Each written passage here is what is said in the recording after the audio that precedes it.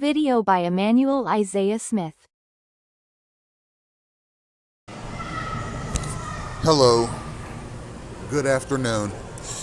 It is your host, Emmanuel Isaiah Smith, and today's date is Tuesday, November 25th, 2025. The time is 12:30 p.m., and I am in Miami, Florida. The topic of today's lecture is Cuba, terrorism, and the Gangstalking connection. And I'll let you know in advance, ladies and gentlemen, I typically do these discourses outdoors, so I may have to raise or project my voice from time to time. Please adjust your volume accordingly. Ladies and gentlemen, this topic is one that has been on my mind for quite some time now, and I find it both necessary and critical with respect to the totality of the gang stalking product, particularly here in South Florida. As it turns out, the population in South Florida is predominantly Cuban. So one might reasonably conclude that most of the gang stalkers that I encounter in South Florida are Cuban. And that is true. It's damn true. And ladies and gentlemen, if it were any different, I, your host, would let you know. There are a number of matters here in South Florida regarding the international aspect of clandestine gang stalking, particularly here in South Florida. Gang stalking in South Florida is a little different in scope and in magnitude than gang stalking in Ohio or Tennessee, which are two other states that I've called home at various intervals in my personal trajectory through time and space. When I moved to Miami, Florida in the year 2018, it was around August, and I had just been accepted into Cleveland State University to finish my bachelor's degree in political science. I was living in Shaker Heights, Ohio at the time, and I forewent voluntarily that scholarship to move to Florida, to South Florida, Miami, because I knew that despite having been accepted into Cleveland State, I was not going to be able to succeed there given the magnitude and scope of the gang stalking product that I was experiencing in Shaker Heights, Ohio. And before I get into the trajectory of my stay here in South Florida, I would like to address a certain matter. So it would appear to me that my stalkers here in South Florida, well, it doesn't have to be my stalkers here in South Florida. Gang stalking is a centralized product. And the headquarters of the gang stalking product is difficult to pin down because although gang stalking's auspices, its mechanisms, its function, its operation all come from a centralized source, which is essentially what you might describe as an architectural blueprint for chaos, disaster, domestic terrorism, anti-constitutionalism, and civil rights violations. The headquarters itself of Gangstalking is decentralized, so it's difficult to pin down where the headquarters is and who exactly is behind it. So with respect to this matter, my stalkers, it's probably the liaisons at work here, and mind you, I've said that I believe that liaisons and undercovers in particular, being wards of the state, should be able to do their job in a safe, professional way. On my Facebook page, and when I said safe and professional, I meant safe and professional. It looks like the liaisons and undercovers that I was addressing have chosen the safe part, but they've forgotten the unprofessional part. So here's what I'm gonna do, because I was trying to be nice with that post, but if it's an enemy you liaisons, operatives, and stalkers are looking for, it's an enemy you found. Okay, now I'm gonna give it a day or two more to see how your people interact around me in various capacities and in various locations around Miami-Dade County. If I ascertain that you are continuing to attack me using this pestering mechanism that is state sanctioned and operated by the state in a clandestine fashion for reasons that include depopulation, population control, human experimentation, human behavior modification, data collection, and the use of the legislative mechanisms to pump money into the military industrial complex so as to continue to enrich those industries, the ones that provide the weapons and surveillance technology that is used in clandestine gang stalking campaigns.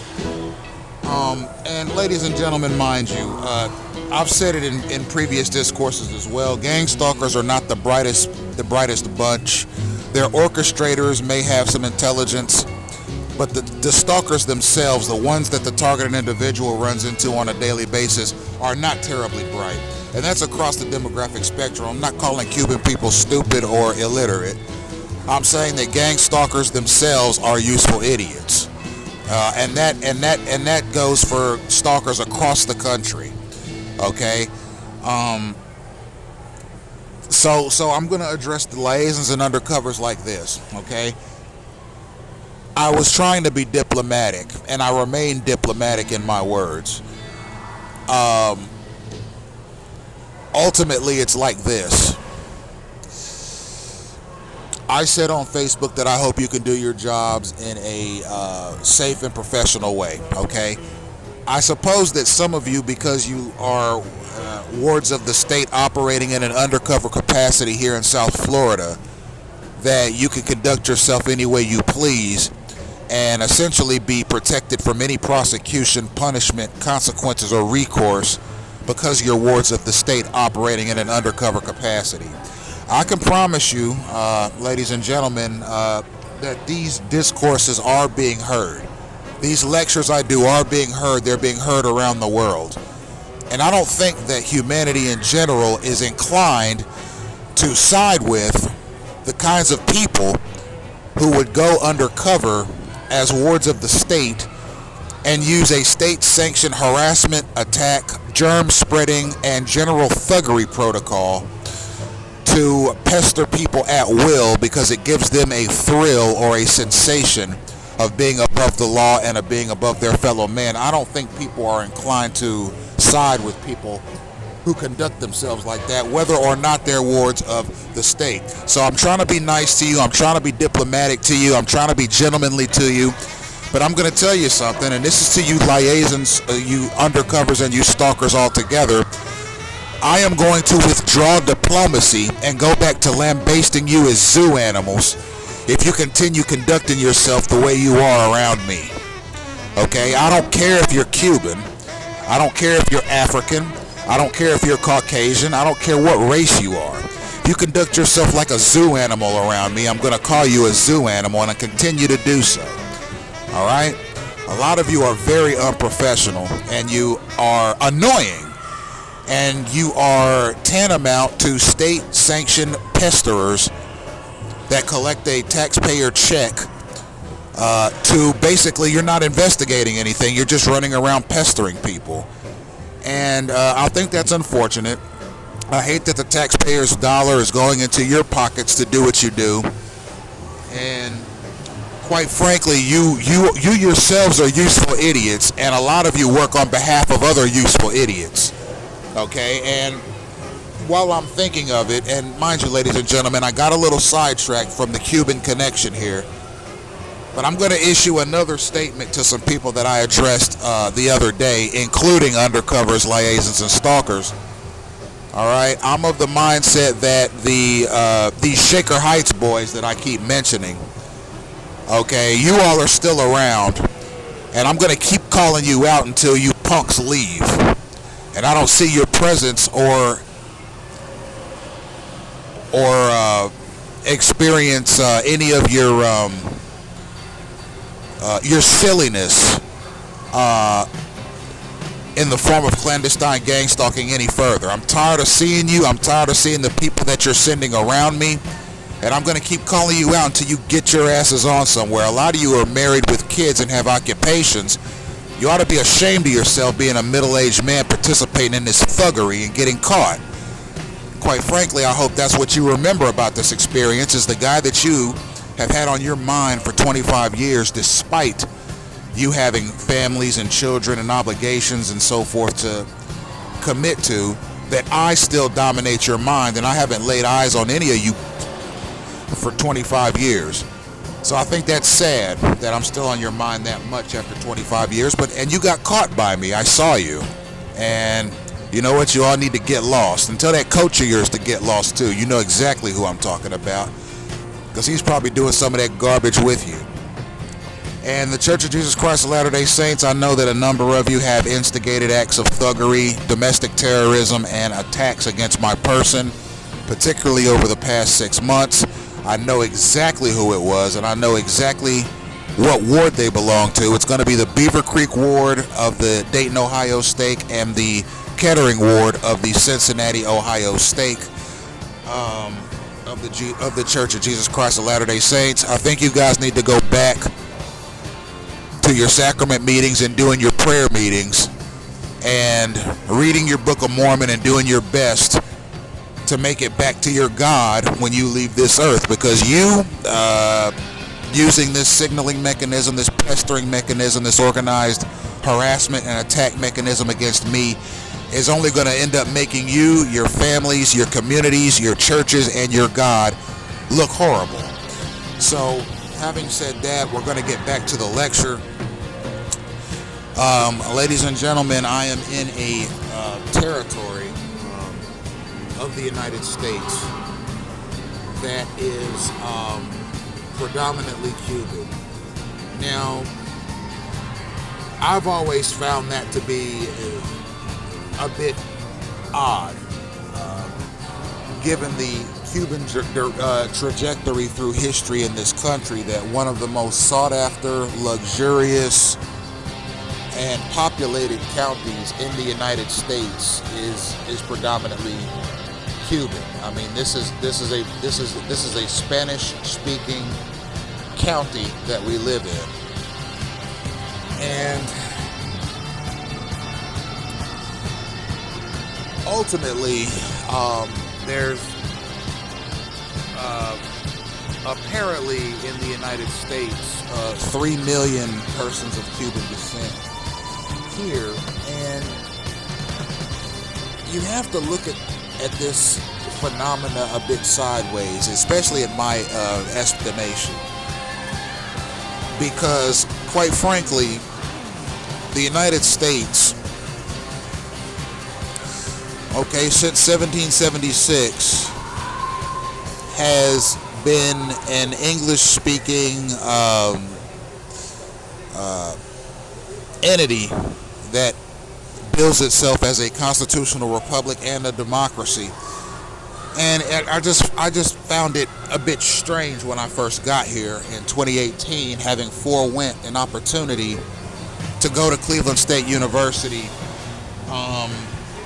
to finish my bachelor's degree, rather to come here and study gang stalking. that the vast overwhelming majority of the population here was Cuban. Ladies and gentlemen, that is a state-sanctioned phenomena. Okay, there's no telling how many businesses, corporations, and entities, public and private, benefit financially from the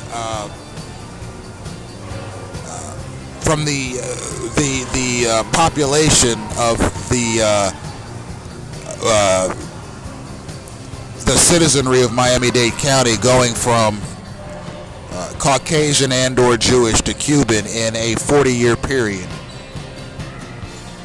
I've often spoken out against illegal aliens. I've oftentimes spoken against illegal immigration. I think that it is a quick way to damage your country and ensure that it becomes a pile of rubble real quick.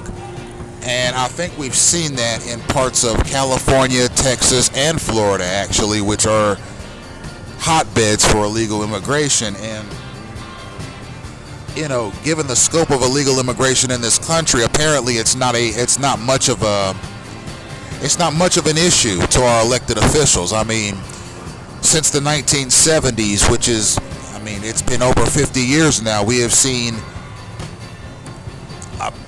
upwards of 25 million illegal persons settle here from Mexico, Central, South America, and the Caribbean islands, particularly Cuba.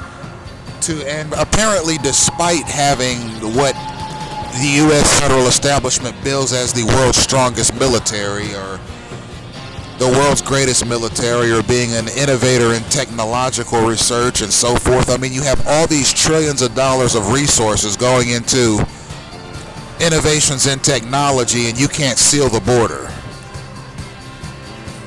Okay, you can't stop people from coming over to Florida from Cuba in inner tubes. You can't stop the flow of illegal immigration from any country into this country, despite having this big sprawling military and this budget that's supposed to be one of the world's greatest. You can't stop 25 million people from crossing the border illegally and settling here. That's disgraceful. It's a shame. Okay, in 50 years, 100 years, 1,000 years, people are going to look back on this situation and say, you know what, that America, they really dropped the ball on illegal immigration, let me tell you.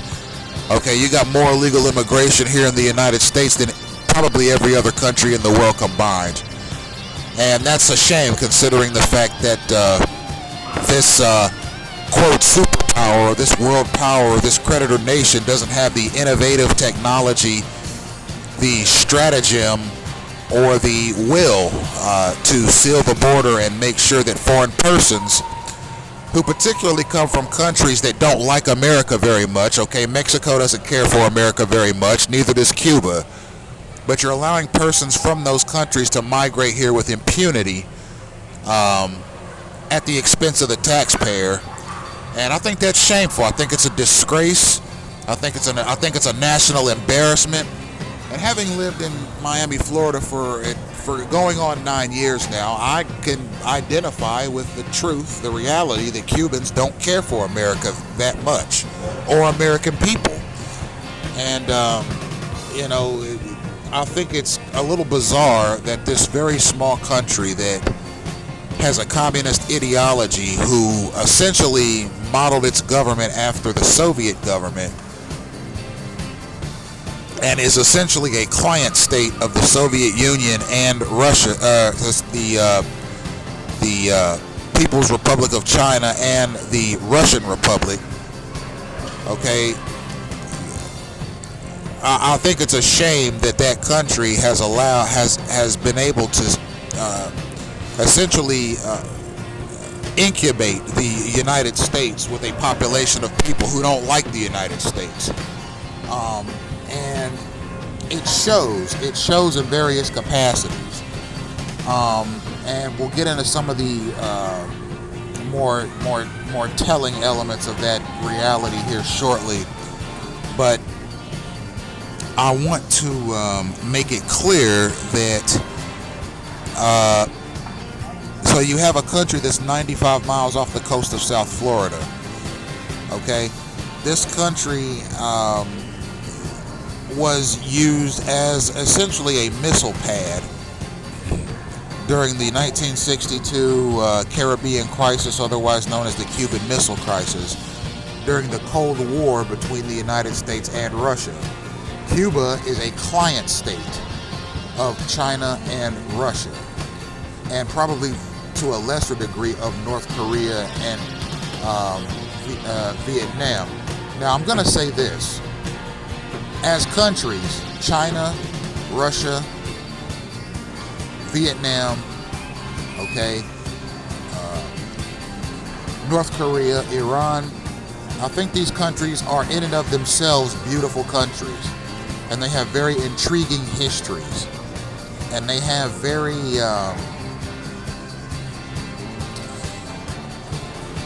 interesting trajectories through their respective histories. And I think that they've all made communism work quite beautifully, actually. And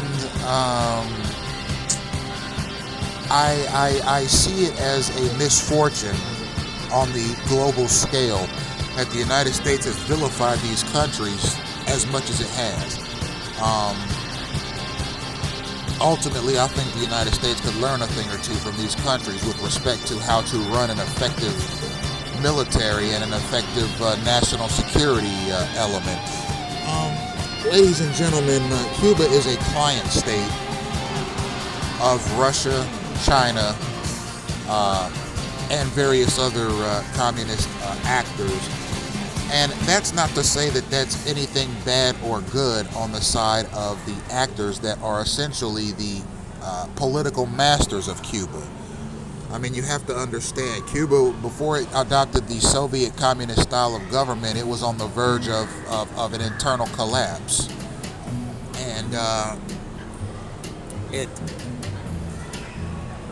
managed to adopt the Soviet style of government so that it could stay afloat.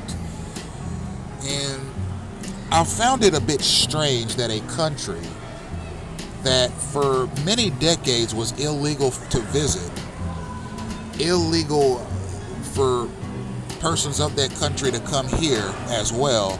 Furthermore, it was illegal to purchase any goods from Cuba, and it was illegal to bring any goods back from Cuba from a different country, for example, Canada. I thought it was I always found it a bit strange, a bit odd, that a country that the United States has had embargoes on for decades,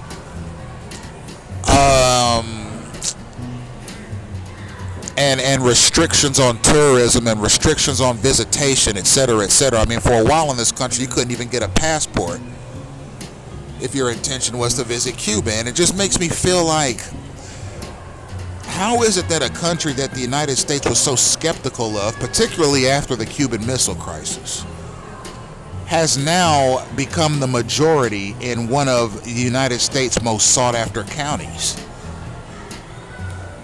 One of the United States' most storied counties, one of its more significant counties. How is it that it is entirely and almost completely populated by a people descended from a country that it was illegal to even go to for a while? Okay, it boggles the mind. There are obviously business interests involved. Cuban people are very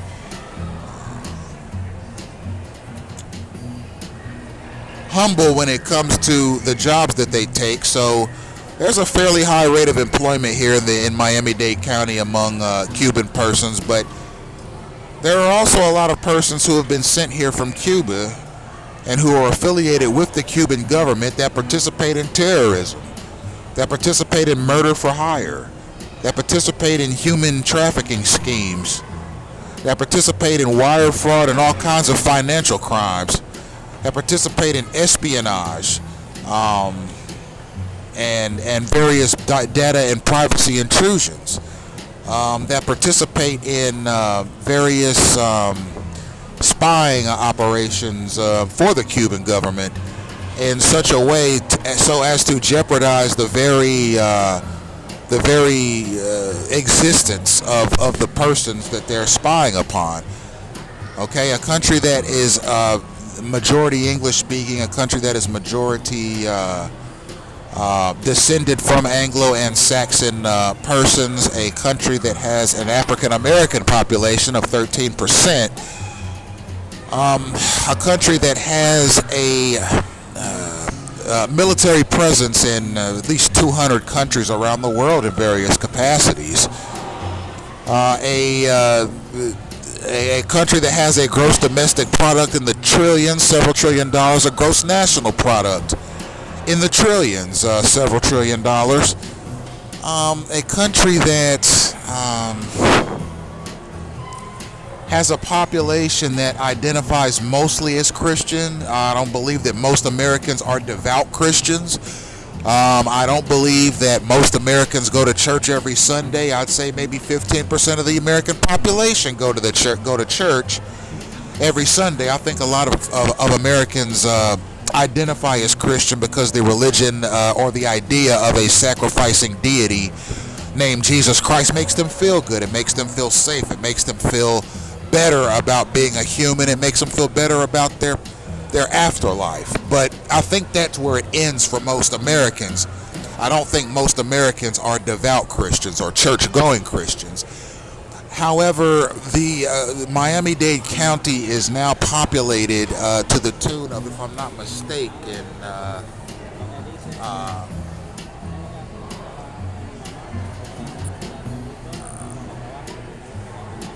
let's see, I'm looking at 29% of Miami, but 85% of Kendall, Florida, is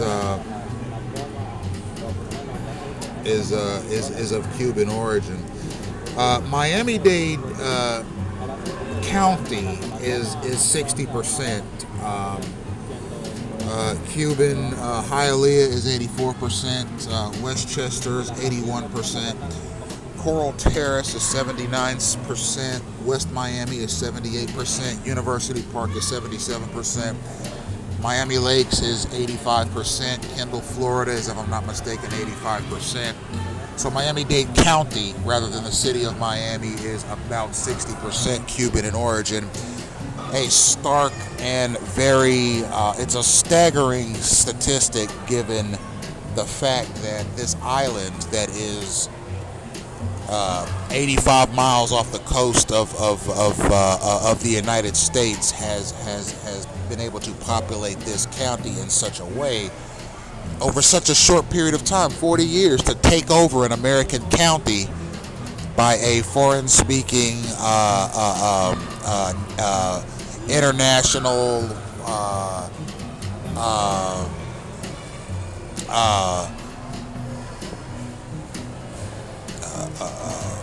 population. And you know, when you get here as a U.S. citizen, okay, it's kind of, it's a little depressing because, you know, as me take me for example, I'm an African American, right? And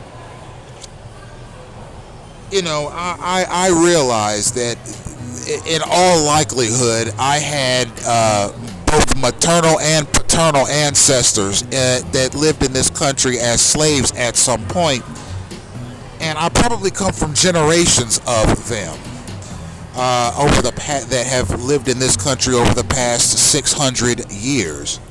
My DNA goes back to the Congo in Central Africa, and my ancestors have been in this country for 600 years. And I think particularly since the 1960s, African Americans have made strides in the arts and entertainment, in athletics, in politics, in law, in entrepreneurship, in various capacities. And then you as an African American come to Miami-Dade, Florida, and you know, you're in a gang-stalking campaign, and it's being carried out by persons who have been in this country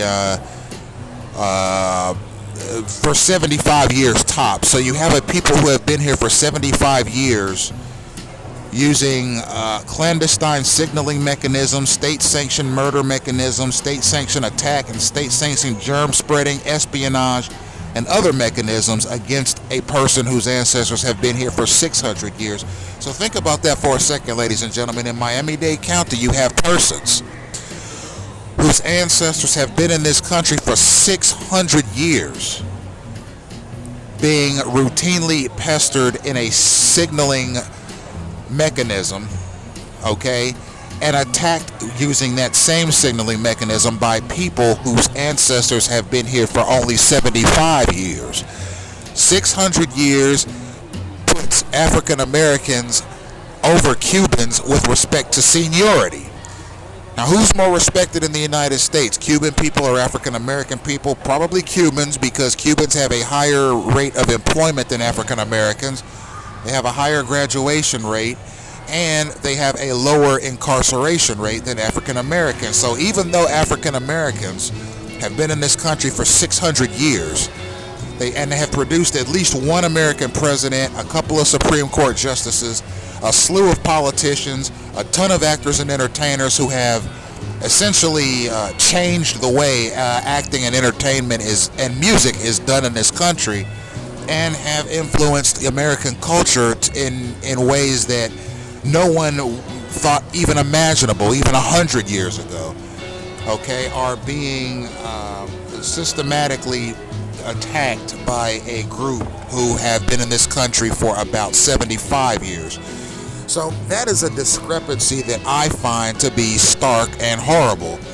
And ultimately, ladies and gentlemen, I invoke my First Amendment right to the United States Constitution to say everything that I'm saying at the present time, and everything I've ever said, and everything I ever will say. And that First Amendment right is something that gives me the power as a sovereign United States citizen to say as I please, when I please, and how I please, obviously within the confines of the law. And ladies and gentlemen, I would like to address another matter. I've been seeing a lot of hostility recently from Central and from Mexican and Central American Americans here in South Florida, particularly in the Kendall area and the Homestead area and the Doral, Florida area. Persons of Mexican descent, persons of El Salvadorian descent, persons of Guatemalan descent, persons of Panamanian descent, approaching me using the state-sanctioned signaling mechanism known as clandestine gangstalking in a horrifyingly hostile manner, complete with threats and various other disturbances against my person and against the person of my significant other, who is a white Caucasian Anglo-Saxon Protestant, who can probably trace her roots back to the Mayflower if you really want to know the truth. It's a shame that even she can't live in Miami-Dade County without being pestered, particularly with the state-sanctioned signaling mechanism by a people whose ancestors and whose cause has only existed in this country for about 75 years. So, ladies and gentlemen, what we have here is a situation where I have a number of websites where I talk about clandestine gang stalking, where I talk about various other political issues, including domestic terrorism, including extremism, including all-out terrorism, the criminal justice system, the civil litigation system here in the United States, the political system here in the United States, the congressional system here in the United States, the Supreme Court of the United States, constitutionality, rule of law, good governance, corporate social responsibility, constitutional precepts, Bill of Rights, state constitutions, the concept of inalienable rights and inalienable freedoms, civil rights, civil freedoms, race relations to a degree, biohazardous considerations to a degree, nuclear considerations to a degree,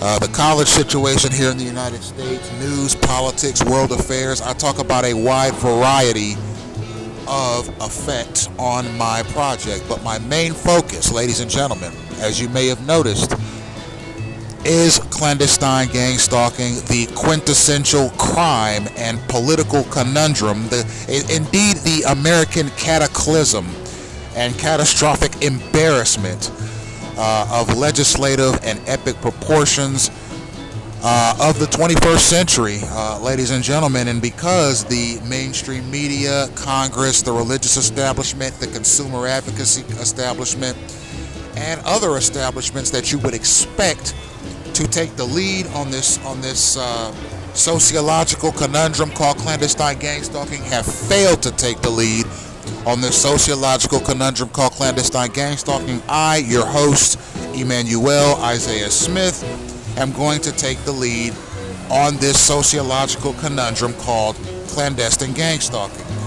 Now, ladies and gentlemen, before we continue, I must let you know, you've been listening to me for 35 minutes now, I must let you know, ladies and gentlemen, that these lectures, these discourses, these political treatises are intended for persons who love the truth, who seek the truth, who love the Constitution, who love freedoms, who love liberties, who love inalienable rights, and persons who believe that their government are accountable to them. Because this country, this American experiment, this territorial entity called the United States of America is, without a shadow of a doubt, of the people, by the people, and for the people. That is what the U.S. Constitution prescribes.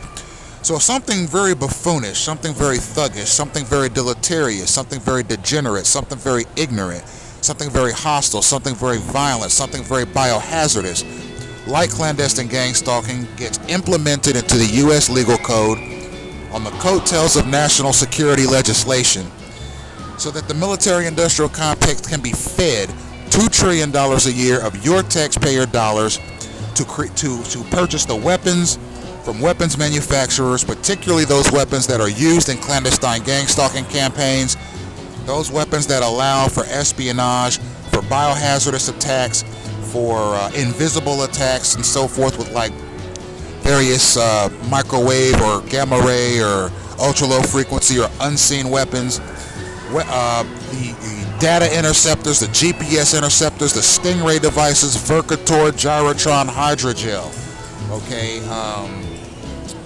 Project Echelon, Raven's Claw,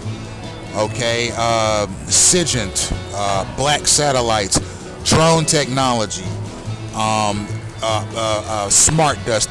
All of these things are used in targeted campaigns against targeted individuals. All these things are purchased by the federal government from the military-industrial complex to the tune of $2 trillion a year. That is why gang stalking exists. It exists so that certain segments of the population, particularly the ones who practice the clandestine thuggery, are allowed to continue practicing that thuggery against other people with no recourse and no consequence. So, ladies and gentlemen, I must let you know, as we continue the lecture, as we continue the discourse, yes, ladies and gentlemen, I am of the mindset, particularly based upon the testimony of the United States Ambassador to the United Nations, Michael Waltz, who just this year, and mind you, Mike Waltz is a Boynton Beach, Florida native. Boynton Beach, Florida is all of 30 miles away from Miami. And he is a United States ambassador to the United Nations. And he has served in that capacity for under 5 years, if I'm not mistaken. He has not been the United States ambassador to the United Nations for longer than 5 years. I know that for a fact. But this year, and you can see this speech he gave on my YouTube account. You can see it on my Instagram account. You can see it on my Twitter, Tumblr, YouTube accounts as well. This person who's been in office, he's been in office for 2 months. Mike Waltz. He's only been in office as the United States ambassador to the United States, to the United Nations, the United States ambassador to the UN for 2 months now. Okay, He said probably less than 45 days ago, during a conversation on the Cuba embargo, that the state of Cuba is involved in terrorism, human trafficking, drug trafficking, and crimes against humanity. Okay, he said this in front of the United Nations, and he said that because Cuba is 90 miles off the coast of Miami, that it does not make sense for the U.S. federal establishment to ignore that fact, to ignore the reality on the ground that we might live less than 90 miles away from a state sponsor of terrorism. Now, ladies and gentlemen, this is a stark reality and a startling development. Me, myself, having been a resident of Kendall, Florida for about 4 years now, I've experienced guerrilla warfare tactics having been leveled against my person in Olympic Park, which is situated behind the Kendall Lakes Library in Kendall, Florida. I experienced a biohazardous attack against my person. I experienced a chemical attack against my person by a person of Hispanic descent who was riding past me on a motor scooter as I was sitting down in Olympic Park on May 1st, 2025 of this year. And this chemical attack, this biohazardous attack, was one of extreme cowardice. It was a guerrilla warfare attack. It was an improvised chemical attack. And it was one that forced me into a hospital for that night. And I fought off a month-long bacterial infection as a result of that biohazardous and or chemical attack. And I was of the mindset when the Miami-Dade police arrived that they were going to take the bottle, test the bottle for fingerprints so that they could catch the perpetrator, and also perhaps test the bottle for its chemical content so that they would know exactly what it was that was in the bottle, if for any reason, for prosecutory reasons, and or to let me, the victim, know what it was that had been slung upon me inside of Olympic Park on May 1st of this year. Now, I've gone over this story with you in previous lectures, but I will reiterate it because the person that threw the chemical on me on May 1st of that year was a person of Cuban descent, and it was a guerrilla warfare tactic. When the police arrived, the majority of them being Hispanic, they declined to test the bottle for fingerprints. They declined to test the chemical or the biohazardous chemical that was thrown upon me that night. And it seemed to me that it was done in an attempt to salvage the image and reputation of the attacker, who was a fellow Cuban to the officers, which meant that the law had the justice mechanism had been miscarried at my expense as the victim. And I kept the bottle for about 2 months attempting to find out what it was in it, but I could not find out what the contents of the bottle was. And because I couldn't find a law enforcement agency to test the bottle for fingerprints or test the chemical itself, I threw the chemical in a dumpster behind a CVS located on 137th Street and Southwest 88th Street in Kendall, Florida, just across the street from a Walgreens that is situated on that same street.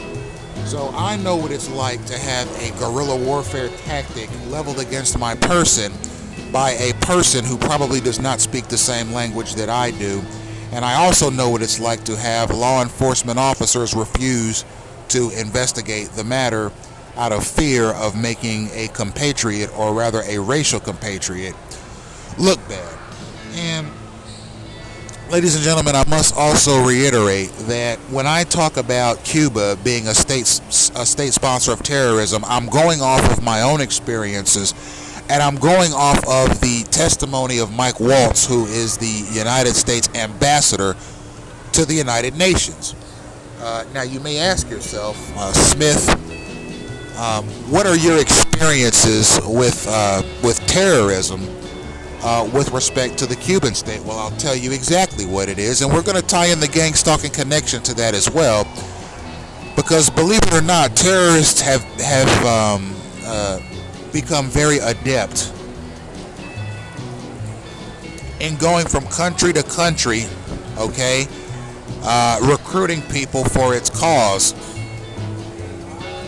And there are obviously various terrorist organizations like Al-Qaeda, like ISIS, like ISIL, okay, various terrorist organizations. And you might consider terrorist organizations like MS-13, which is out of El Salvador, if I'm not mistaken, also a terrorist organization. Okay, these terrorist organizations, they collude with one another. Okay, they've taken less of a jihadist stance towards the rest of the world, and they've sort of morphed or transformed themselves into what you might describe as sort of a clandestine patrol unit that carries out mass murders and assassinations based upon interests of their clients, some of which pay them to commit crimes. And yes, ladies and gentlemen, terrorists are also hitmen, and they are also hired criminals or hired henchmen or mercenaries for crime. So you can pay a terrorist to do a crime if you have the kind of money that they require. And you know, here in South Florida, there's obviously a terrorist element here because, you know, anywhere, ladies and gentlemen, that there's clandestine gang stalking, there's domestic terrorism. Okay, you got synchronized vehicular obstruction of movements, you got synchronized biohazardous germ spreading and the like. You have synchronized attacks going on. You have synchronized kidnapping. You have human smuggling going on here. You have child predators here. You have child sex predators here. You have a thriving child porn industry here in South Florida. You have a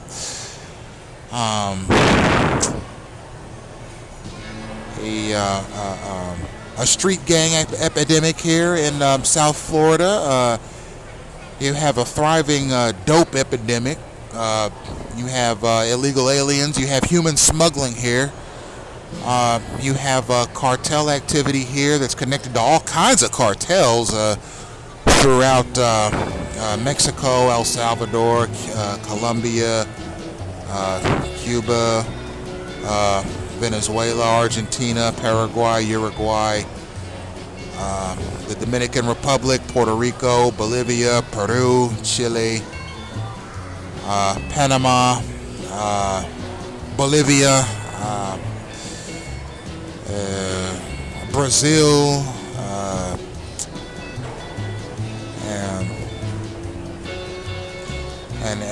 and many other countries. And you know, I've found that you know, when you combine terrorist elements to illegal immigration, all hell breaks loose. Okay, there's just no other way to describe it. Okay, it is hell on earth. And it, you know, again, you know, I oftentimes reemphasize it.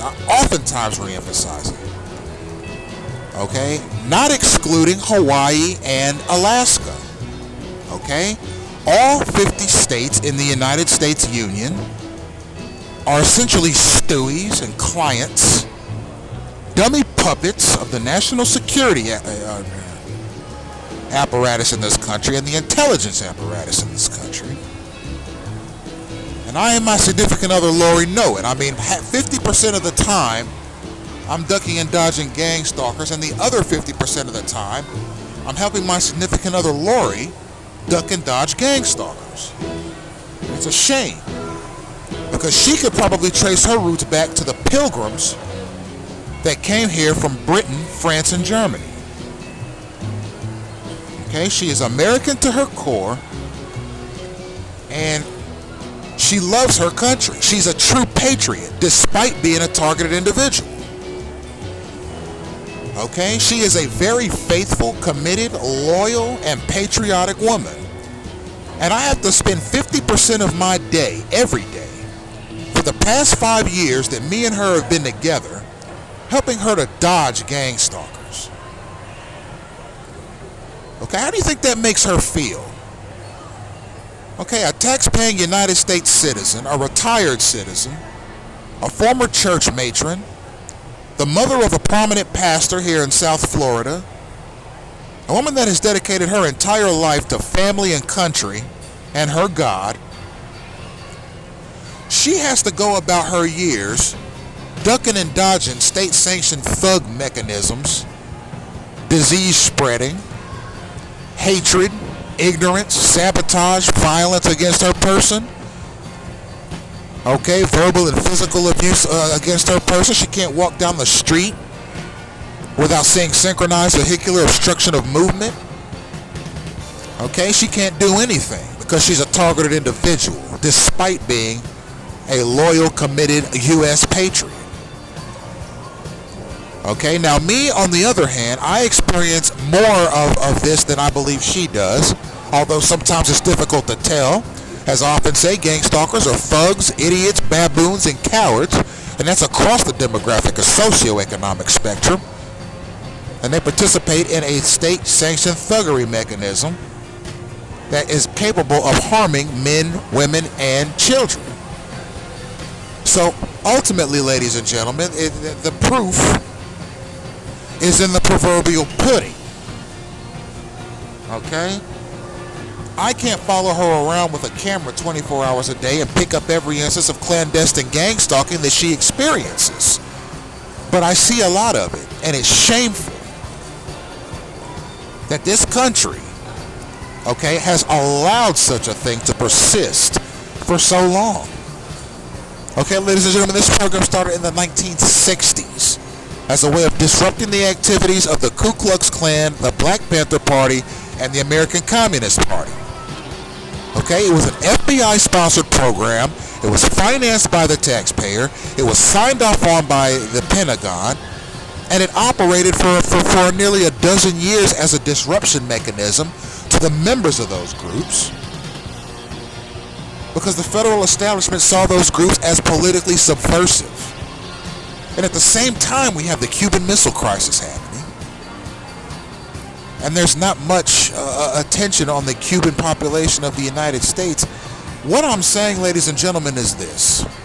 Okay, there are certain cities, certain states, certain counties in this country that have been taken over by stealth by foreign-speaking persons. Now, am I in favor of immigration? Yes, I like immigration. I don't like illegal immigration because it's hard to determine who crosses the border is a safe, productive, and sane, energetic citizen, and which ones are degenerate, terroristic criminals.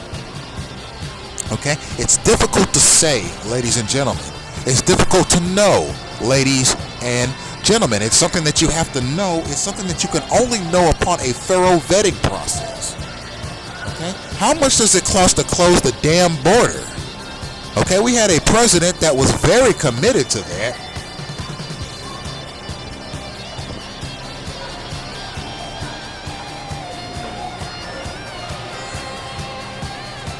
Okay? He ran for president in 2016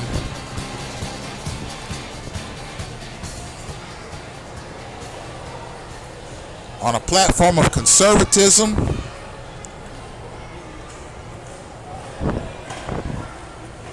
secure borders,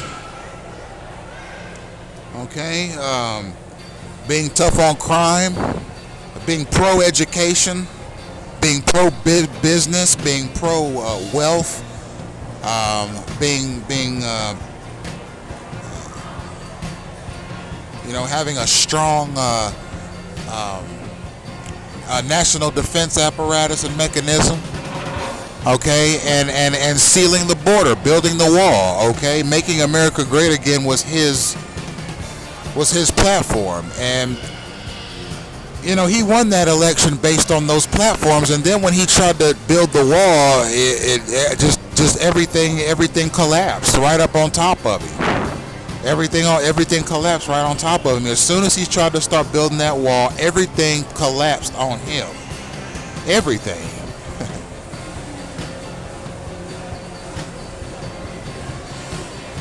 And it's funny too, because in the congressional elections of 2022 and the senatorial elections, I and my significant other Lori, we did a mail-in ballot.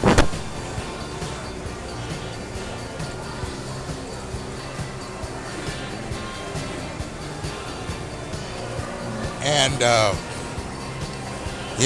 when I this is my first mail-in ballot that I'd done in a while, and there you had your candidates on there, and me and Lori are both registered Republicans, and we voted, and I voted for probably all of the Republicans on the ticket, but I voted for Ron DeSantis for governor of Florida, and I was conflicted about who to vote for senator on that ballot. I filled the ballot out for me and Lori at her behest. She wanted me to fill out her ballot. So after I filled out my ballot, I filled out her ballot according to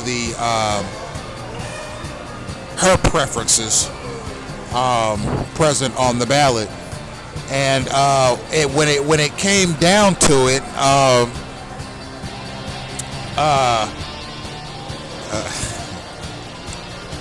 I was conflicted. Even as a Republican, I was conflicted as to who to vote for a senator. And the reason I was conflicted as to who to vote for senator was because I'm just going to come right out and say it. I don't know the guy personally. I mean, he seems like a pretty decent guy or what have you, but I simply don't trust Senator Marco Rubio. Okay? I don't trust him. I don't trust him any further than I can throw a damn football. Okay? I don't believe that he has America's best interest in mind. I believe he's an agent of the Cuban government. And I don't believe that he works in the capacity of a clear and productive path forward for the United States, a progressive path forward for the United States. And I've observed him. Okay, and I'm going to again assert my First Amendment right to the United States Constitution to say what I'm saying. I've observed Senator Rubio. I've observed him in political debates. I've observed him in stump speeches. I've observed him in newspaper articles and in various news outlets. The guy just seemed like the kind of guy that likes to wear the title of senator and take as many pictures in front of the media as he possibly can. Okay, if you were to put up a pie chart of the work that Senator Rubio does on behalf of the people, as opposed to the time he's spent in front of the mirror styling his hair, and then the time that he spends in front of cameras taking pictures,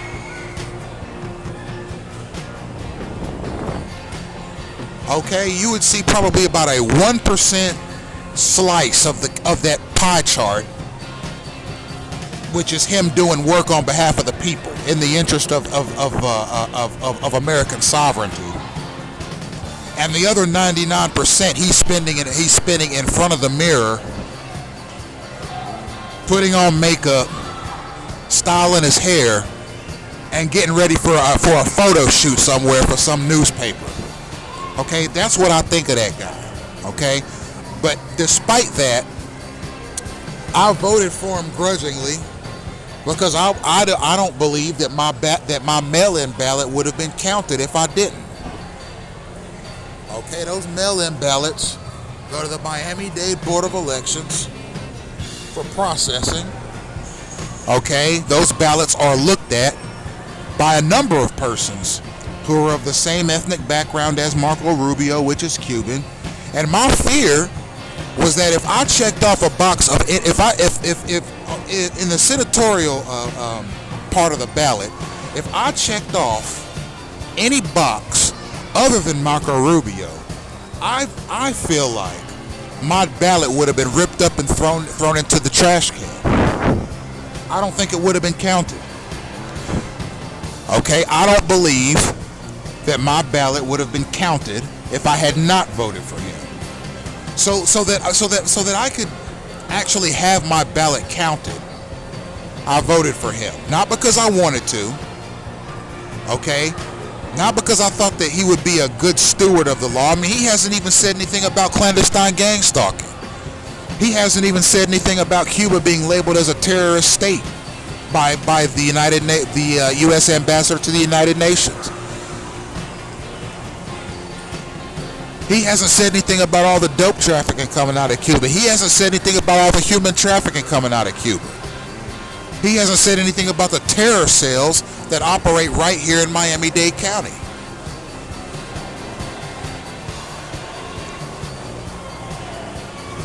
Okay, he hasn't said anything about the various recruitments that happen worldwide, including Cuba, that lead to those members participating in terrorist activity. He hasn't said anything about any of that. He's kept his mouth shut. Senator Marco Rubio has conveniently kept his mouth shut on these matters. And I think that that's disgraceful.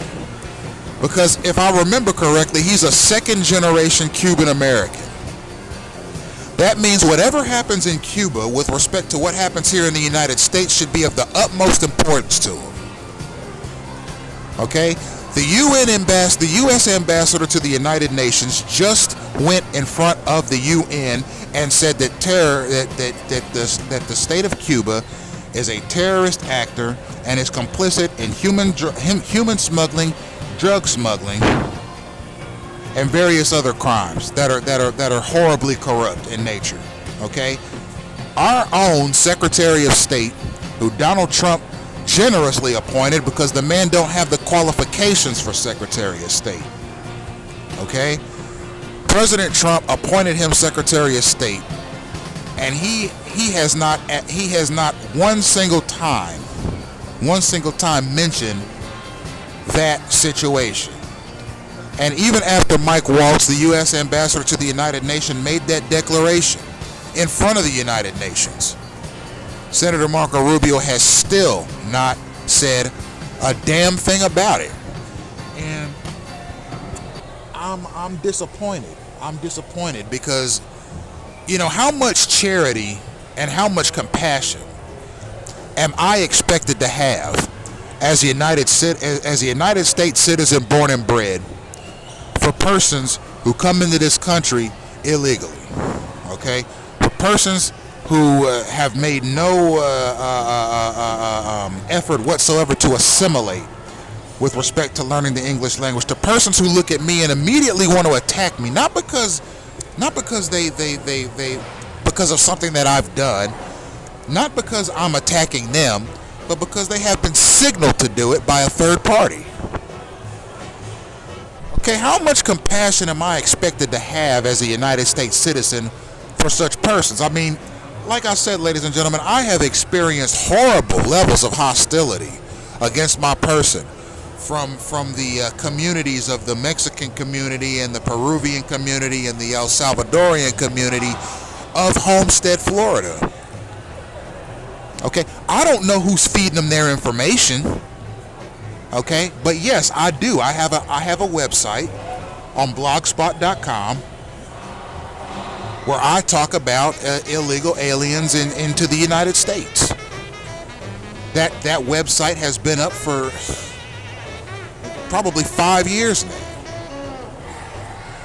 And yes, I have posted articles on that website of horrible crimes that illegal aliens have committed in this country to U.S. citizens. Yes, I've posted that. And yes, the majority of them were of Mexican descent. Okay? I don't think there's anything wrong with me being concerned as a United States citizen about that. Okay? One of them features a court case out of Houston, Texas, where an illegal alien in this country, an undocumented migrant to this country of Mexican descent, forced his 6-year-old daughter to perform a vulgar sex act on him. All right, and because of him, his 6-year-old daughter is in therapy because of what he forced her to do to him. Okay, and his lawyer tried to get him a sweetheart deal, even though he destroyed his daughter psychologically. His lawyer tried to get him a 15-year prison sentence and then get deported back to Mexico. The judge in the case, whose name I can't recall quite offhand, but if you visit me on Blogspot at illegalalienimmigrant.blogspot.com, it's the news story at the top of my page. What this guy made this girl do to him, his 6-year-old daughter. Okay, and when he got into court, the judge said to him, you ought to be doing life for what you did to your 6-year-old daughter. And this horrible sex act that he forced his 6-year-old daughter to do to him, he forced his 6-year-old daughter to perform analingus on him. Okay, and it was eventually discovered. And the judge goes, so you forced your 6-year-old daughter to lick your butt, basically. And he said, well, what do you want me to do? She was provoking me. She was acting seductively. She seduced me. Yes, ladies and gentlemen, that was his reply to this judge who called him out, not only for being an illegal alien into this country, but for forcing his 6-year-old daughter to do that to him. He defended himself by saying she was seducing me. Okay, there are persons of Hispanic descent right here in South Florida that resent me for posting that story. That's a story that needs to be heard. That's a story that the whole world should hear. Because illegal aliens into this country have been doing stuff like that for 50 years. Non-stop. And with no recourse at all. Okay, that guy, that disgusting scumbag, that lawyer of his tried to get him a sweetheart deal. 15 years in prison and then get deported back to Mexico.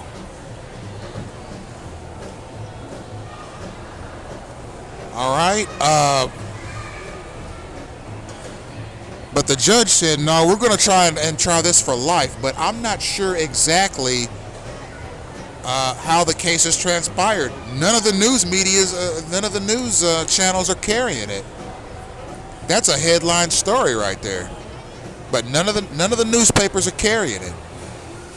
Okay, none of the newspapers are carrying the migrant caravans that are coming to this country.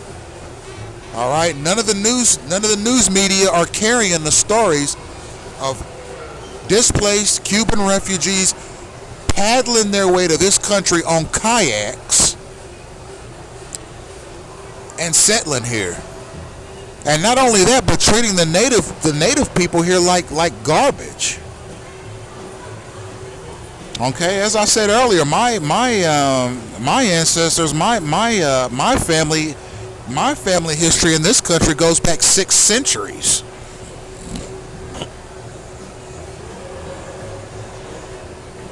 Okay, I don't like being pestered by people whose ancestry only goes back 50 years in this country.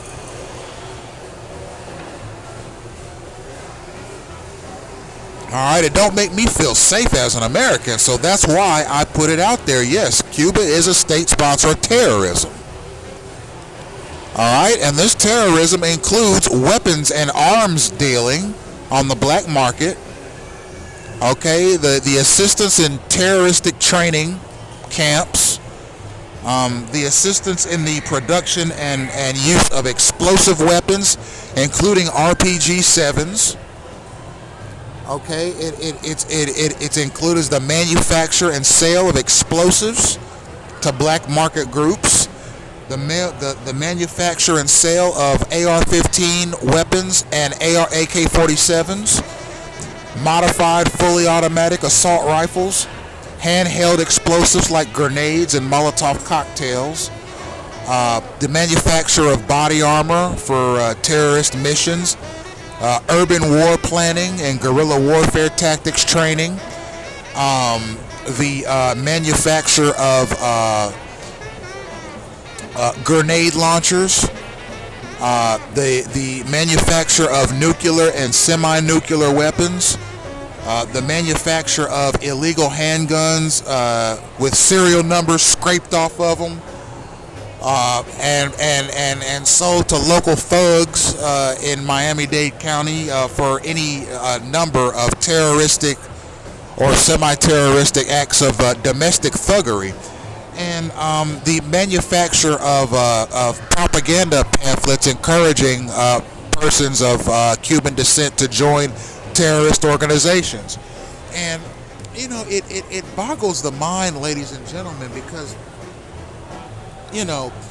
mind you, as a free-thinking United States citizen, I'm sitting here right now. Okay, I'm sitting here. I'm inside of Dolphin Mall, in the food court, in Miami, Florida, and obviously there are persons that can hear what I say. Obviously, there are persons that cannot hear what I say. As I always say, ladies and gentlemen, the things that I tell you on these lectures, okay, is for my benefit and yours, and not for just any person. I mean, these lectures are geared towards people who want the truth, who want the whole truth, who want nothing but the truth, the unfettered truth, the unfiltered truth, the unbiased truth, the fair and balanced truth, the truth as it exists in the material universe. Okay, people of fortitude, people of virtue, people of nobility, people who appreciate the ability to go through their life unobstructed so long as they don't impede on the rights of other people. Okay, those are the kinds of people I want listening to my lectures. I don't want nobody listening to these lectures that's a nitpicker or somebody always looking for conflicts or false narratives. You all can go get lost. Okay, these narratives, these lectures are for people who care about what's really going on in this world in which we live. And ladies and gentlemen, what it really comes down to is this: how has terrorism been incorporated into the clandestine gang-stalking mechanism? Well, it's very, very tied in to the clandestine gang-stalking mechanism. And the reason that it's tied into the clandestine gang-stalking mechanism is because it assists gang-stalkers in committing atrocious acts of violence against other persons. That's what terrorism is. Okay, it's an ideological ill, okay, that essentially embeds itself in the minds of political dissidents and revolutionary types. And these persons use various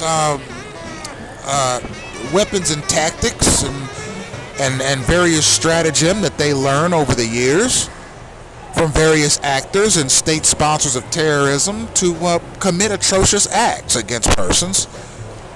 And this situation that I'm talking about is no different, ladies and gentlemen. Ultimately, what you have is a population here who is descended from persons who may or may not have immigrated here legally. And, I've said it in previous discourses, the Hispanic population here in the United States has a natural and undying disdain for the American people. And that disdain comes from a combination of historical narratives and essentially a violent disposition towards people who don't speak their language. And for me, it's it's a situation where you got the Pilgrims who came here on the Mayflower. They whipped the Indians in the American Indian War, and they got this land as a trophy for having won that war.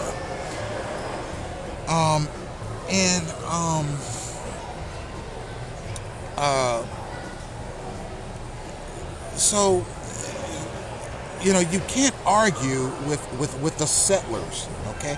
You can't argue with Manifest Destiny. You can't argue with the Louisiana Purchase. Okay, you can't argue with what happened with the Mexican-American War. Okay, General Zachary Taylor, who would go on to become the United States president, led a successful military campaign against the Mexicans who lived there and pushed them down into Mexico and took Texas for the Union. That's why we have Texas today, because of the heroic actions of General Zachary Taylor. Okay, there are people of Hispanic descent here in the United States that resent that are angry about that are bitter about that. Okay, how dare General Zachary Taylor push the Mexican people from Texas back into Mexico? How dare he do that? Okay, how dare Emmanuel Isaiah Smith go on the internet and talk about matters of political relevance, okay, as they relate to clandestine gangstalking? Okay, how dare Emmanuel Isaiah Smith point out that Mike Waltz, okay, the UN ambassador to the United Nations, say that Cuba, which is a country that is 115 miles off of the coast of the United States, participate in state-sponsored terrorism. Okay, do you understand? I live in Miami-Dade County. My significant other lives in Miami-Dade County. My progeny lives in New York City. Okay? Persons that live in New York City, persons that live in Miami-Dade County, they oftentimes visit one another. Okay? Some persons from New York City come to Miami for the winter. Some people from Miami go to New York for the summer. And there is very much a cohesive interconnectedness between New York City and Miami-Dade County, Florida. So because I live in Miami-Dade County, Florida, and my progeny lives in New York City, I have a right to be concerned that Mike Waltz, the United States ambassador to the United Nations, says that we have a country just off our coast that is a state sponsor of terrorism. Now, let me tell you something, ladies and gentlemen. Okay? It's not just so much as the ambassador saying, well, we think that this country or that country or these countries or those countries are involved in terrorism because they're communist countries. That has nothing to do with it. Okay, China is not accused of being a state sponsor of terrorism. Okay, Vietnam isn't. Russia is not. Okay, I think Iran was recently taken off that list that the United States have. I think North Korea is on that list. I don't think North Korea is a state sponsor of terrorism. How is North Korea a state sponsor of terrorism? North Korea has never blown up anything here in the United States. North Korea has never pointed missiles at the United States. North Korea has never shot rockets into the United States. Okay, what has North Korea done to anybody or any country that would qualify them to be labeled as a state sponsor of terrorism? Okay, what are we referencing here? Are we referencing Otto Warmbier, that idiot from California, who went on vacation to North Korea and he tried to steal a painting out of a North Korean hotel, and as a result he got incarcerated, and as a result of his incarceration he lost his mind and eventually he died. Okay, are we talking about that idiot? Okay, North Korea had a right to incarcerate him. Okay, you don't go into a state-sponsored hotel or a hotel that is owned by a state or a country and steal paintings off the wall. What would happen if somebody from North Korea went to the Capitol building or went to Washington, D.C., or took a visit to the White House and stole paintings out of those places and tried to take it back to North Korea? What would we have to say about that? The U.S. wouldn't like that very much.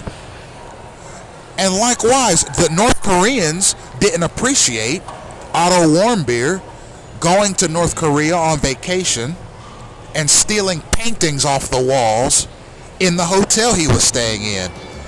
He was promptly arrested, and to make a long story short, his physical health deteriorated to the point where he eventually collapsed and died.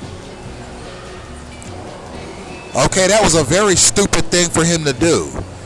Are you saying that North Korea is a terrorist country because of that? I don't think so. Okay, I don't think any country would appreciate if a tourist, it doesn't have to be an American tourist, it could be a tourist from anywhere.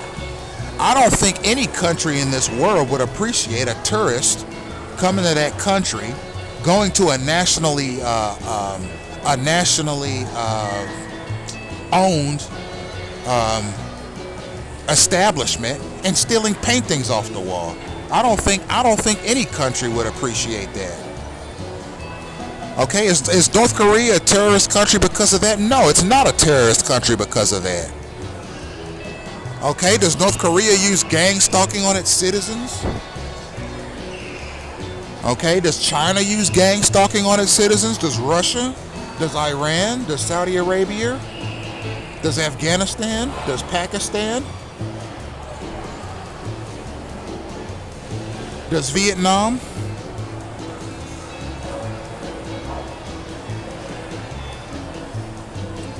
Okay, do any of these countries that the United States is constantly beating the war drum against practice gang stalking against their own citizens?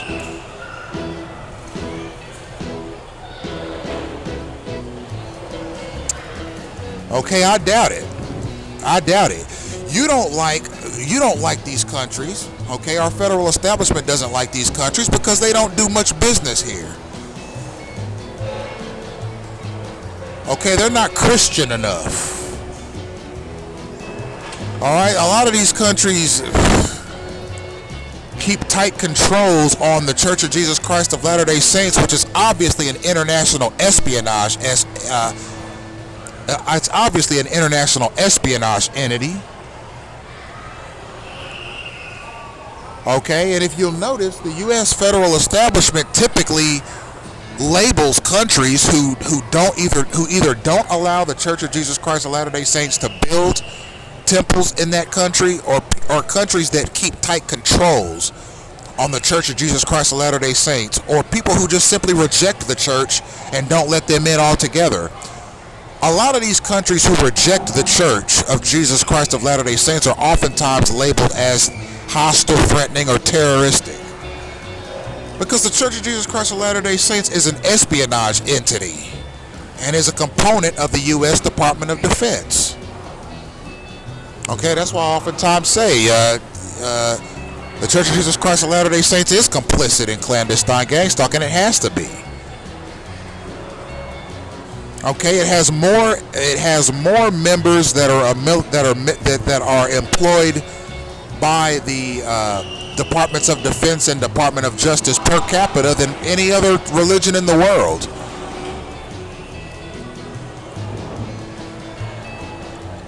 All right, and some of the state-sanctioned domestic terrorism that I've experienced here in the United States has been at their behest, because they think I'm sinful. They think I'm an emissary of Satan.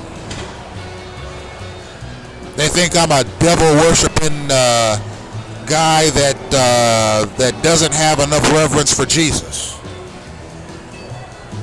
Okay, they think I've insulted them and that I constantly am threatening them, so they use state-sanctioned street theater and hostile attack mechanisms on me regularly. Yeah, church. And they'll probably point to some Bible verse that justifies what they do. That's fine. The Church of Jesus Christ of Latter-day Saints, if I'm not mistaken, has temples in Cuba. How come the Church of Jesus Christ of Latter-day Saints has not made any mention of Mike Waltz, the U.S. ambassador to the United Nations, assertion that Cuba is a state sponsor of terrorism? Why has the Church of Jesus Christ of Latter-day Saints not made mention of that? Are there terror cells in Miami-Dade County, Florida? Yes. Has the FBI gotten a hold of them? No. How about the Department of Defense? No. The Bureau of Alcohol, Tobacco, and Firearms? No. The U.S. Marshals? No. Any of the sheriff's departments? Nope. Has any law enforcement or intelligence apparatus at all found its way to any of the terror cells that exist here in South Florida? Nope. Are terrorists in South Florida committing murders as we speak? Yes. Are these murderers for hire? Yes. Is it a part of a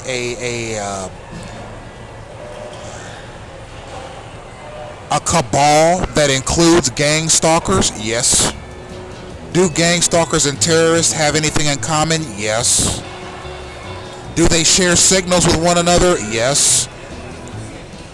They use various terroristic and violent means of going about their business. Violence is not only something that terrorists enjoy, it's something that they're obligated to by matter of policy. So if you got that kind of stuff going on in Cuba, if you got that stuff going on in Miami-Dade County, why has not the CIA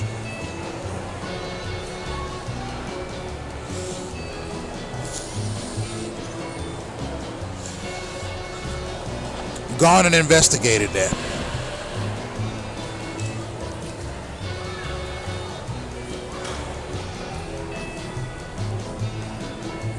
I mean, look at the African American population, ladies and gentlemen. For just for a second, we're going to do a little comparison and contrasting here. So, the African American population in the United States is approximately 13%.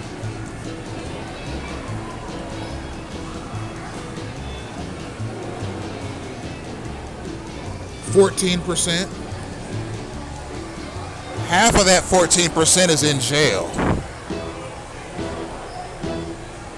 So of the 50 million black people that live in the United States, only 25 million of them are actually free.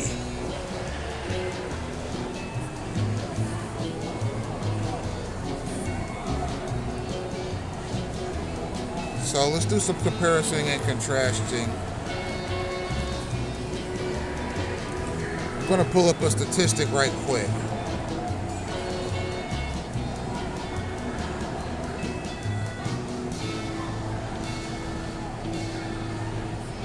And I'll have you know, ladies and gentlemen, since I began talking, a number of stalkers have walked up and observed me. And mind you, they walk past me or they sit next to me for about 5 or 10 minutes and listen to some of my material, most of which they probably don't understand. And they draw conclusions as to what I'm talking about based on having just walked past me and heard what I was saying for approximately 2 seconds, rather than listening to the entire lecture and drawing conclusions. So there are false narratives about what I'm saying being drawn out right now, ladies and gentlemen. So in the United States, we got 50 million black people and 2.4 million Cuban people. Let me look up the Cuban prison population here in the United States, ladies and gentlemen. Okay, so 711. Cuban people in jail right now. 711 Cuban people in jail right now, ladies and gentlemen, as opposed to 25 million blacks. Now, listen, let's not turn this into let's not turn this into a Black Lives Matter argument, okay? I am not a fan of Black Lives Matter. Okay, as a matter of fact, the black political establishment in this country altogether needs a serious overhaul. A serious overhaul. Because apparently all the black civil rights establishment in this country does is wait on an officer to shoot and kill a black man, and then they come out and get in front of the cameras and protest. And then once the matter has been resolved in the courts of law, then those black civil rights activists and so forth disappear again until the next black man is shot by the police. Then they reappear, and then the cycle starts all over again. They stay in front of the cameras and talk about how bad things are, and then once the matter has been resolved in the court of law, then they disappear again and then reappear when the next black man gets shot by the police. And that's how they operate. There's no consistency in the civil rights apparatus in this country, and that's why I haven't reached out to it on clandestine gangstalking. Okay, I'm not looking to make an enemy out of the civil rights apparatus. I just think it's very ineffective. Okay, now let's not turn this into a woke thing, because, quite frankly, that program to me is so degenerate that I could only really listen to maybe like 2 or 3 minutes of anything that comes out of that movement. And if you'll notice, the woke movement does not participate, nor does it investigate or give opinions about clandestine gangstalking. I don't deal with that kind of garbage. Okay, I don't deal with that kind of stuff, ladies and gentlemen. It's a waste of time. All right, it's a waste of resources. Okay, 711 Cubans in prison right now, as opposed to 25 million blacks. Now, okay, there's only 3 million Cubans in the United States to 50 million blacks, so that number is going to be a bit disproportionate. Okay, I get it. 50% of blacks in prison, 1% of Cubans in prison. Blacks have been here for 600 years, Cubans have been here for 50 years. That's the discrepancy you're seeing, okay? How many Mexicans are in jail right now in this country? Okay? Mexicans don't go to jail in this country. Okay, there's 37 million people of Mexican descent in this country. Now, how many Mexicans are in jail in this country?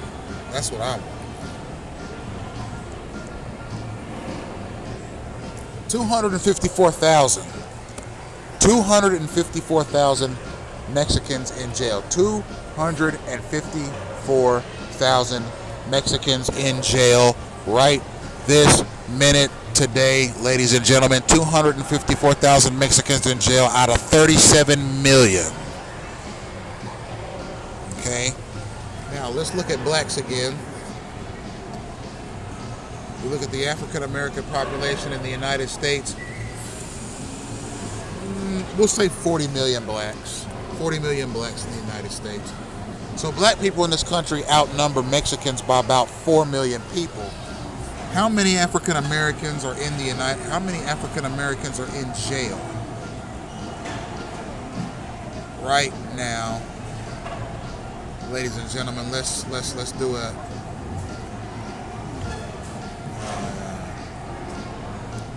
it's such an embarrassing statistic. It's such an embarrassing statistic.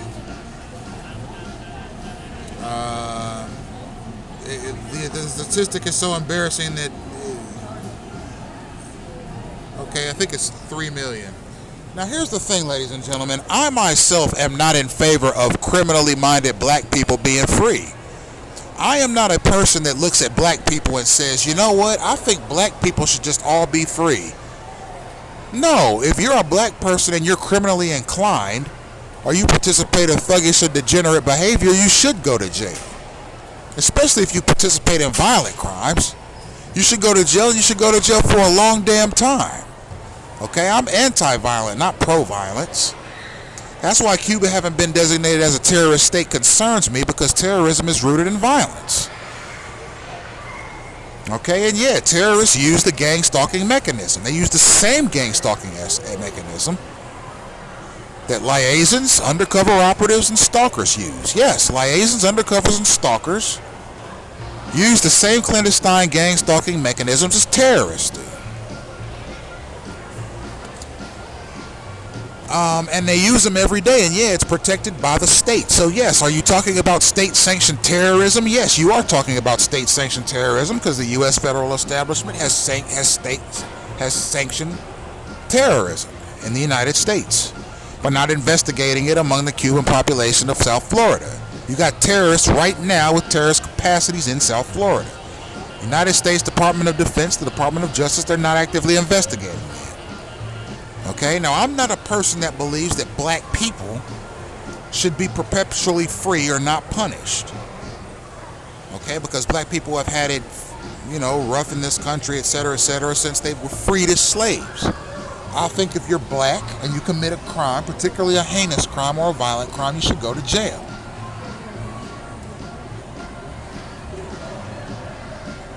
Okay? As a matter of fact, I've come across a lot of black people in South Florida that were self-prescribed violent thugs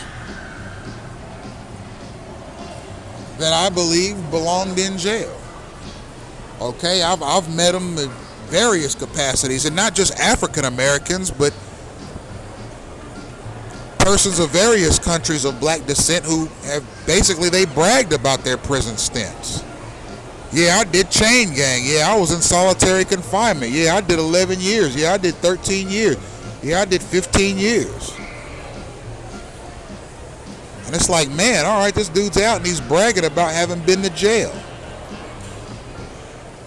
Okay, I don't care what race you are. If you're a violent thug, you deserve incarceration. That's why I'm concerned about this new revelation of Cuba as having been labeled a state sponsor of terrorism, because terrorism itself is violent. Okay, I don't get my Cuban history lessons from that movie Scarface. Okay, I don't see that movie Scarface as entirely historically accurate. That's what a lot of Cubans down here think of black people, that the only thing we know about Cubans is what we see in that movie Scarface. Because apparently somehow this perception got out that every black person in America's favorite movie is Scarface. Whether they're 75 years old, 50 years old, or 18 years old, I guess every black person in the country's favorite movie is Scarface.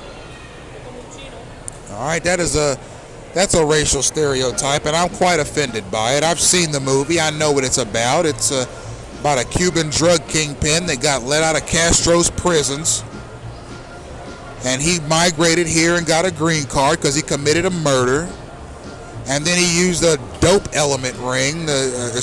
used a dope smuggling ring to become a millionaire, and then he was killed because he failed to carry out an assassination he was supposed to carry out. That's pretty much the gist of the movie. Do I think the movie was good? It's good if you're into ultra-violent movies. I mean, I think there are better gangster movies out there. I mean, if you're talking ultra-violent, it's a good ultra-violent movie, in that genre. I think it was originally rated X.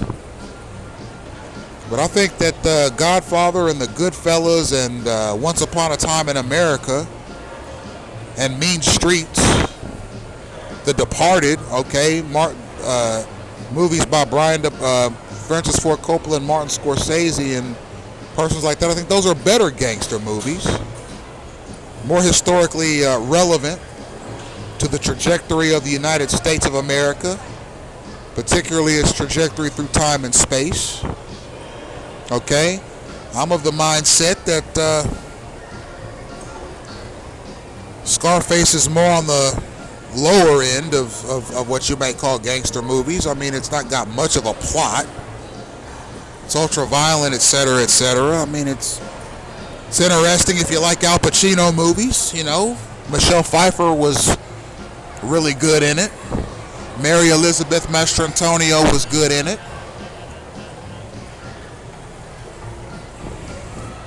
All right, I think it's good along those lines. But ultimately, if the UN, if the U.S. ambassador to the United Nations is going in front of a 100-member nation panel and saying that it believes that the state of Cuba is a hostile actor with respect to its involvement in terrorism, think of the consequences, ladies and gentlemen, of allowing the Cuban American population of the United States, of Miami-Dade County, to operate with impunity here in South Florida. There's no question that there are certain communities and neighborhoods here in South Florida that are harboring terrorists. There's no doubt in my mind about that. No doubt in my mind whatsoever. And yeah, they learn signaling when they get here. There are actual terrorists, persons who have actually joined terrorist organizations that are here now in Miami-Dade County. And so that they can get a better idea of how things are, they use signaling mechanisms and disruption mechanisms and containment mechanisms and directional signals, the same that gangstalkers use. So that links gangstalking and terrorism right there. There's no two ways about it. Gangstalking and terrorism are intertwined, ladies and gentlemen. Okay, domestic terrorism and clandestine gangstalking are intertwined, ladies and gentlemen. There's just no arguing the facts. Okay, now, me personally, I'm a kind, caring, loving, and compassionate man. But I'm one that likes political discourse. I'm one that likes political truths. I'm one that appreciates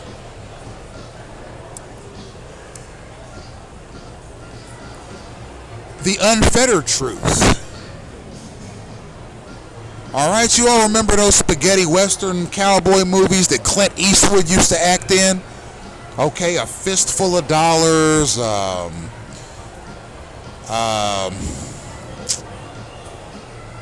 Good, Bad, the Ugly. So many Clint Eastwood movies have made their way into the Library of Congress's registry as being culturally significant. All right, the man was a phenomenal actor. He made good cowboy movies. All right, one of those cowboy movies is called The Good, the Bad, and the Ugly. I'm of the mindset, ladies and gentlemen, that the truth is best told whether it's good, bad, or ugly. Now, ladies and gentlemen, I've read the Pentagon Papers. Okay?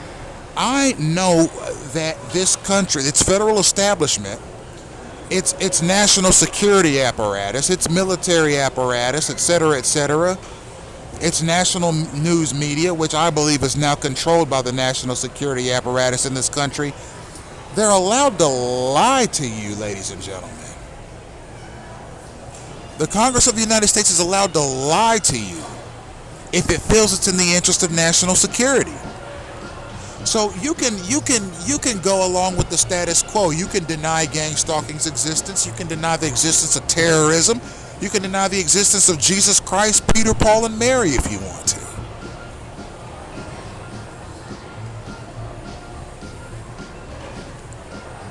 Okay, you don't have to accept the existence of anybody. You don't have to accept the existence of terrorism. You can say terrorism's a myth. That doesn't make it any less true. Whether or not you say Jesus Christ exists doesn't make him any less or any more real. It's a matter of personal faith. Some people don't believe he exists, some do. You live your life regardless. All right?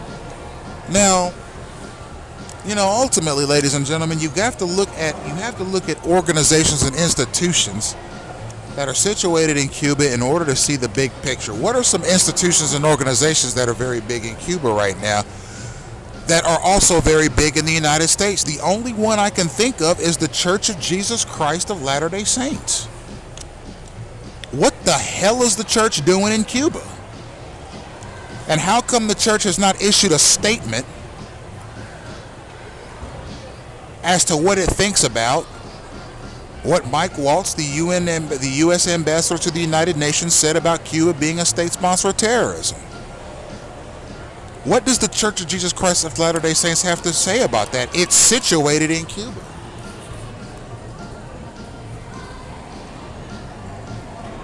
Okay?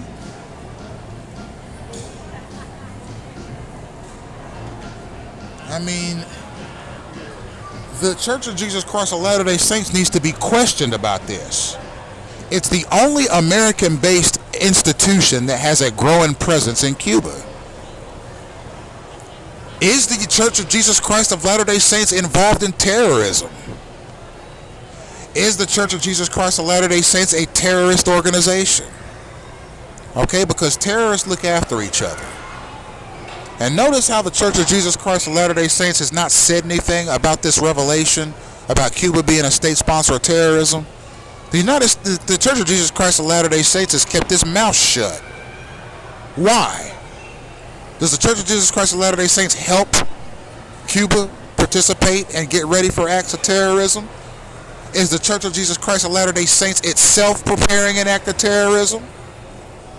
Okay, these are very fundamental, very important questions that need to be asked of the Church of Jesus Christ of Latter-day Saints. Ladies and gentlemen, thank you for listening.